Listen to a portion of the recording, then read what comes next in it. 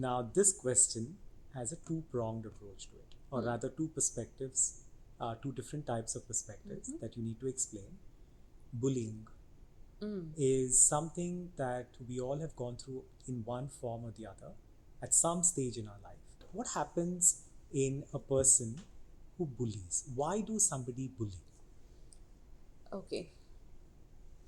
A bully is most cases being bullied in some way or the other. And they want to exert themselves. They want to have that feel-good factor by doing it in turn to another person who is weaker than them. It's actually an inferiority complex that gets played out in the form of bullying. But instead of facing that or seeking help with that, they tend to overcome it. It's a coping mechanism, actually, but a maladaptive one, and one that hurts another person as well. That's a bully for you. So they might be bullied by their older siblings or cousins. They might be bullied. They might have been bullied in primary school, for example. They bring it to secondary school.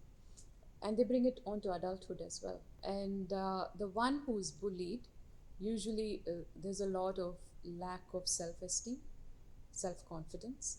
They are very awkward feeling about themselves, especially in the growing up stage, whether it's a boy or a girl, especially when they go through puberty.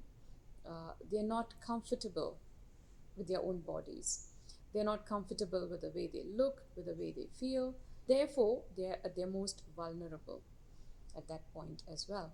So if there is not enough support by way of family support, emotional support, not enough social resources or social support, the person tends to give in to that and be okay with that even.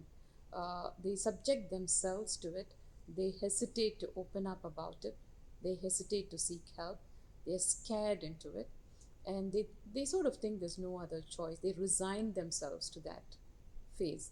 And when they can't take it anymore, they end up taking drastic decisions, sometimes even leading up to ending their lives. That's the very sad part of it. And it happens on a large scale as well. It's not just one person. Sometimes an entire class gangs up. And there's cyberbullying. There's so much, and that's happening without the parents' knowledge, without the family even having a whisper of it. And they only get to know when they lose that child completely. 2 or 3 simple things that somebody can do watching this video, who is being bullied at this point in time. What are the things that they can do? First of all, seek immediate help. Go to someone who is in a position of authority. If it's school, go to your teacher. Nowadays, every school has a counselor. So go and let that person know that you have this issue going on.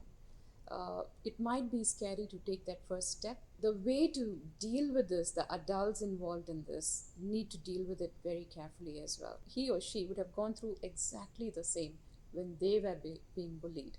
So to find that out and to not, blacklist them or tell them, punish them with, punitive punishments, but rather to bring them in and make it inclusive. Let them know that they also have that help extended to them. So both need help. They both need help. The bully as well as the person being bullied. Yes. And to understand that they were both vulnerable at different levels, and the way they showed it out was different. The adults to be more mature about it and sensitive about it. And for the children involved, not just the person who's being, not the victim or just the bully, the other children involved in the scenario, they tend to keep quiet because they're scared of the bully as well. Number two, they want to, it's sort of a mob behavior. They go along with it even if they personally do not approve of it. They don't tend to speak up or stand up for the victim.